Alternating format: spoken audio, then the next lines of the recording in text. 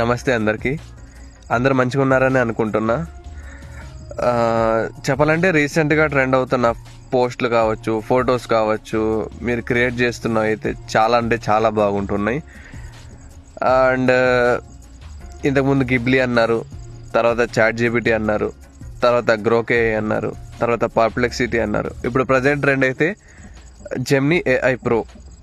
So ఇదే మనకు ఇప్పుడు ప్రజెంట్ ట్రెండ్. సో దీనివల్ల మనం చాలా అయితే ఫొటోస్ అప్లోడ్ చేస్తున్నాం. దీనివల్ల లీక్ అవుతుంది అంటున్నారు. లీక్ అయ్యేది ఎలాగైనా లీక్ అవుతుంది, ఎక్కడి నుంచి అయినా లీక్ అవుతుంది. ఎందుకంటే మీరు మీ ఫైల్స్ ఏవైతే అప్లోడ్ చేస్తున్నారో అవి మీరు క్లౌడ్కి అప్లోడ్ చేస్తున్నారు. క్లౌడ్కి అప్లోడ్ చేస్తున్నారంటే మీ డేటా ఆన్లైన్లో పెట్టేసినట్టే. అలాంటప్పుడు లీక్ అయ్యేది ఎలాగైనా లీక్ అయిపోతుంది. మీరు ఆలోచించాల్సింది ఏంటంటే మీరు ఏ పరంగా యూజ్ చేస్తున్నారు అనేది మాత్రమే ఆలోచించాలి. అండ్ ఇంకోటి ఏంటంటే థర్డ్ పార్టీ వెబ్సైట్స్ కానీ థర్డ్ పార్టీ అప్లికేషన్స్ కానీ మీ డేటాను ఇవ్వద్దు. మీ ఫైల్స్ ఏవైతే ఉన్నాయో, ఫొటోస్ ఏవైతే ఉన్నాయో అసలు ఇవ్వద్దు. ఎందుకంటే ఇప్పుడు ప్రజెంట్ ట్రెండ్ ఏంటంటే ఉన్న అప్లికేషన్స్ వచ్చేసి అఫీషియల్గా ఉంటున్నాయి. వెబ్సైట్స్ కావచ్చు అవన్నీ అఫీషియల్గా ఉంటున్నాయి. కానీ థర్డ్ పార్టీ అప్లికేషన్స్లో మీకు గ్యారంటీ లేదు. మీరు కేస్ ఫైల్ చేసినా, ఏది ఫైల్ చేసినా మీకు లాభమే లేదు. అసలు మీకు న్యాయమే జరగదు చెప్పాలంటే. మ్యాటర్కి వస్తే సో నేను కూడా ఏవైతే ప్రాంప్ట్స్ ఉంటాయో, ఏవైతే ఫొటోస్ ఉంటాయో అవి అప్లోడ్ చేస్తాను రేపటి నుంచి.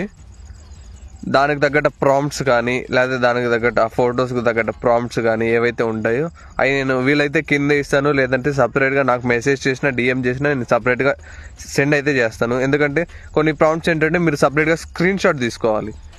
సో ఆ దరిద్రం లేకుండా ఆ ప్రాంప్ట్స్ ఏవో, ఆ ఫొటోస్ ఏవో నేను అప్లోడ్ చేస్తాను. వాట్సాప్ ఛానల్లో కానీ, లేదా టెలిగ్రామ్ ఛానల్లో కానీ ఏదో ఒక ఛానల్లో అప్లోడ్ చేస్తాను. మీరు జస్ట్ కాపీ పేస్ట్ చేసుకుంటే చాలు. మీ పోస్టులు అనేది క్రియేట్ చేసుకోవచ్చు మీ ఫొటోస్ను. లాస్ట్ బట్ నాట్ లీస్ట్, మీరు వార్నింగ్ అనుకోండి, సజెషన్ అనుకోండి, లేకపోతే నోట్ అనుకోండి, ఏదైనా అనుకోండి, పర్లేదు.